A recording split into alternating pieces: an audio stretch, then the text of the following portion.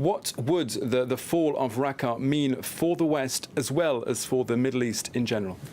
It means a lot for the coalition, for Western countries, and for the aura of the militants, the jihadi militants in Raqqa and still active in Iraq. But first of all, we should maybe add small details about the deal that Adam talked about. There was many contradictory information about this deal, like a bad cop, good cop game between the coalition and the Syrian Democratic Forces, the YPG. Some saying that Syrian jihadis will be let out of the town, and others saying all of the jihadis, including foreigners, not only Westerners, all foreigners will be out of the city. And there was a very big flu about that.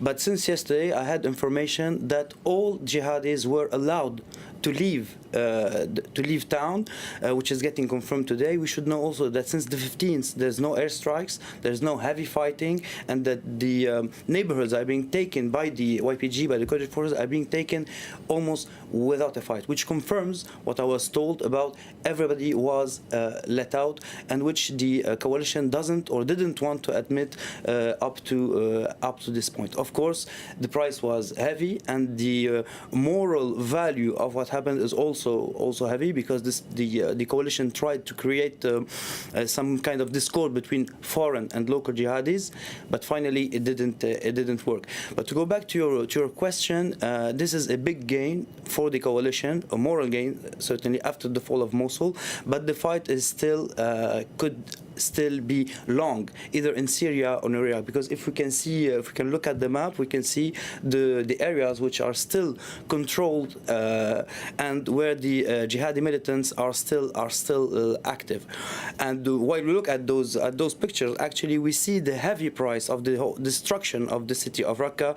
Almost 90% of the city was completely destroyed by airstrikes and also by militants who were committing attacks and putting explosive engines all over the place.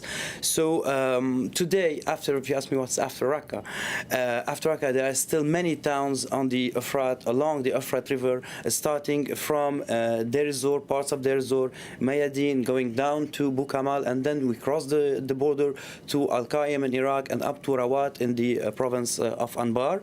It's a huge area. It's a desert area where militants can be active and where they can operate semi-military operations. We are not talking about heavy military operations as we used to see. Maybe we saw in Mosul, we see in Raqqa, and we still see in parts of Syria. But today they will go into more guerrilla mode of operations, and they are reactivated also sleeping cells in provinces in Iraq, for example, which were thought to be pacified, as for example Diyala, as for example Salah ad-Din. And yesterday we heard that after the clashes between the Kurdish Peshmerga and Shia militias and the Iraqi army in Kirkuk, jihadis were able to take 2 towns because of this fight between those former allies up to this point. So the fight is still long, I guess, but the moral value of the loss of Mosul, then of Raqqa, is of big value for the coalition and for all the forces fighting the jihadi militants on ground.